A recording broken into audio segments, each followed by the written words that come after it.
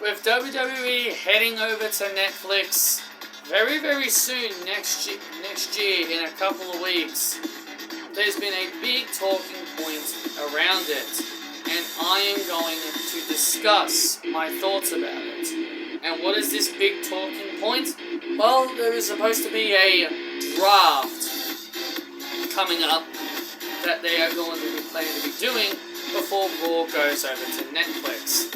It's not entirely a draft, that's why I did it in punctuations. It's more the case of a transfer or trades that are going to be happening before they end up going over to Netflix. But I still consider that a draft. It's not like the entire roster is probably going to be changing or whatever.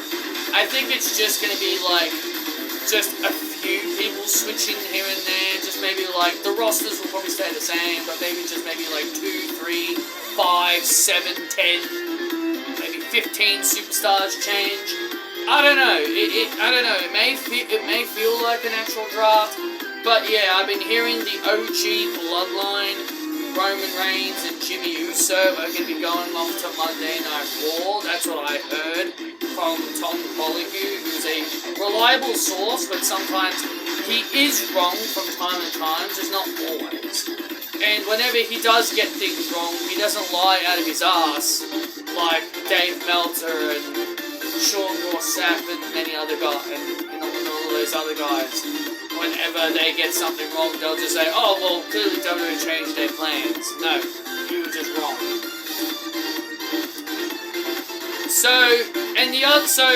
And also he said that Solo Sikoa's bloodline is going to be staying on Smackdown, and basically he ended up saying that there's going to be 2 versions of the bloodline on 2 different brands. Lovely. So WWE are now about to create their own version of the NWO, which is the Bloodline. Instead of the screens being black and white, we've got 2 people wearing Ula Falas thinking they're tribal chiefs. What's next? Are we going to create a 3rd one called the New Generation Bloodline in NXT? Actually, you know what? I better not say that, because that might actually end up happening. Another thing he ended up saying is something I'm not entirely a big fan of. He ended up saying that the Undisputed Championship and the World Heavyweight Championship are linked to their Women's Championship counterparts, and he basically said that Cody Rhodes is going to be going off to Monday Night Raw, while Gunther will go over to SmackDown, and they will do the same thing that Becky Lynch and Charlotte did by switching championships. Now, first things first, I am not a fan of that. I do not know why we need to do this whole shit where the titles need to switch.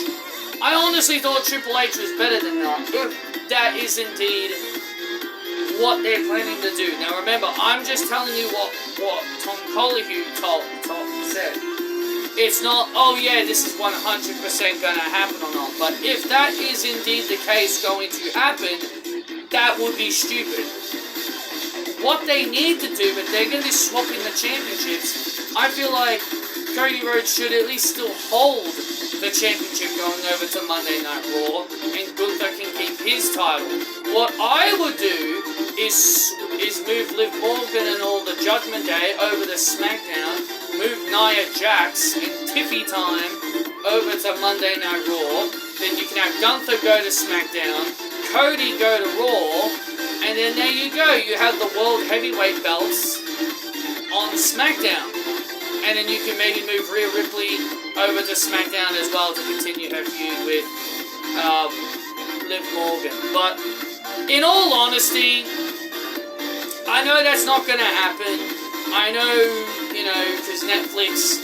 One of the things that I'm not entirely a big fan of, but I understand, in a way I understand, but I also think it's a bit unfair, that Netflix are demanding a lot of the top names, like your Codys, your Beckys, Charlotte, Alexa, Punk, Rollins, Roman,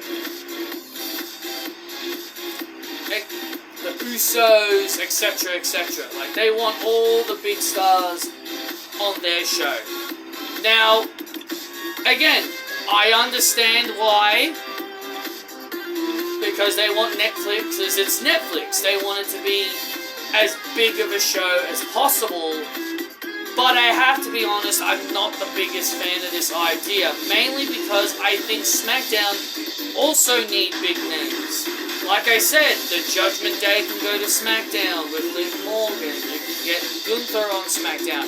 You can even keep Ludwig Kaiser on Raw. Have Gunther and Ludwig on separate shows. You could have Bayley stay on SmackDown, Charlotte stay on SmackDown. You could maybe move Io to SmackDown. You know, you could maybe move, I don't know, someone who's on the rise and all that.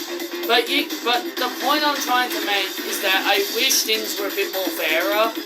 Like, I know I've been hearing SmackDown's gonna become 3 hours, which is another thing I'm not entirely a big fan of.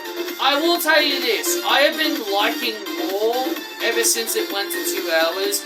Yes, I know I complain a lot and say I don't really enjoy the shows, but even if I don't enjoy the shows lasting 2 hours is good.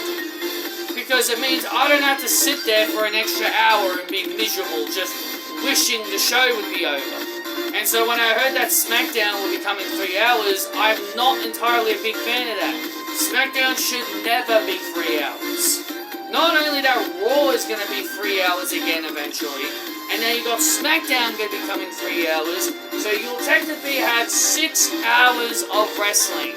Plus 2 hours of NXT, for those that watch NXT, that'll be 8 hours of WWE content. I don't know about you, but 8 hours is too much.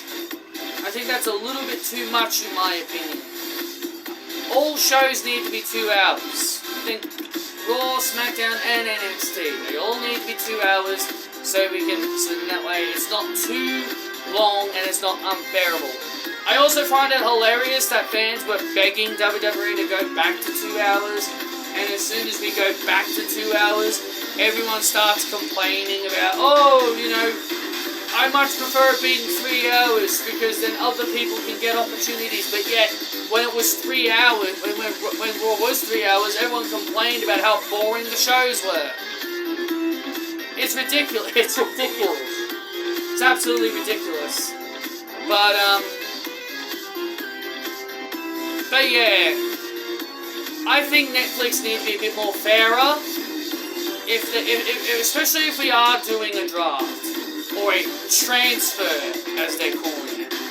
Like, it just wouldn't make sense for one show to have 10 big stars. But here's another thing. Triple H doesn't care about the draft. Like, why would it matter? Like, why would it matter if Roman is on Raw or not? Like, well, should it matter? Like, why the hell would it even matter? Like, Triple H has shown time and time again, he doesn't give a shit about the draft. He will break the rules at any given time. He will break the rules at any given time. If this draft is to be a thing, I wish it was as competitive as it was back in the days that I enjoyed the draft.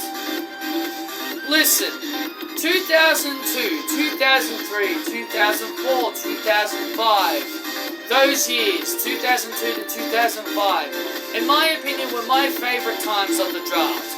Because, you know, when you had two separate GMs, you'd want the GMs to be competitive. You would want the general managers to be competitive and try to one-up each other and do good shows. Like, why can't Adam Pearce and Nick Aldis want to fight, you know, to have the better roster? But instead, they're just okaying superstars from other brands to just show up on their show and just not give them any consequences for being there. because it's WWE. They all work under the same banner. Yeah? Well, back in 2003, 2004, 2002, 2003, I remember when Eric Bischoff and Stephanie McMahon were general managers, and they did everything in their power to make sure their shows were great. Yes, I never liked Eric Bischoff, but if there is one thing I will say, at least when he was a general manager, he wanted to make sure Raw was the best show. Stephanie wanted to make sure SmackDown was the best show. Why do you think the Smackdown 6 became a thing? Rey Mysterio, Eddie Guerrero, that one guy I don't want to name, and everybody else who became big major players during that time period on SmackDown. Monday Night Raw back then was the Triple H show. Monday Night Raw back then was the Triple H show and the Evolution show. So, I want things to be competitive. If we are seriously dividing the brands, I just wish things will be competitive. The GMs wanting to be competitive with each other, making the best rosters they can possibly have, and making sure they are locking in their superstars. No, none of this, they can appear on a different show because they're feuding with another person. I want that stuff to be gone if we are and truly are going through this again. There is nothing more annoying. There is nothing more annoying than dealing with a draft that just doesn't live up to its expectations. Then there's no reason for it. If you're just going to have everyone turn up on every show with zero consequences, why even bother do a draft? Why even bother have one? Why have one if you're just going to allow Jimmy Uso to turn up on Raw? Why even have one if CM Punk's turning up on SmackDown? Why even have one if Cody Rhodes is on Raw getting upset at the New Day for their actions? Why even bother? Have a draft. That's my biggest problem with this whole transfer thing. It just feels so pointless. This whole transfer thing is just pointless. Because it's just gonna, they will commit to it, maybe for about a month or two, and then they'll go back to doing what they were doing before. Having everyone turn up on different shows, allowing main roster people to go to NXT, and all this other stuff. This is the biggest reason why I can't take these drafts seriously anymore. I want them to be competitive. I want Adam Pearce and Nick Aldis wanting to make the best brands they can possibly have and keeping their superstars. None of this crap where superstars can appear on the other person's show. And if Netflix gets their way and they pretty much snag most of the top names, then SmackDown's going to be unbearable. Because SmackDown's going to have all the mid-carders, a lot of women, barely anyone contesting for the top prize.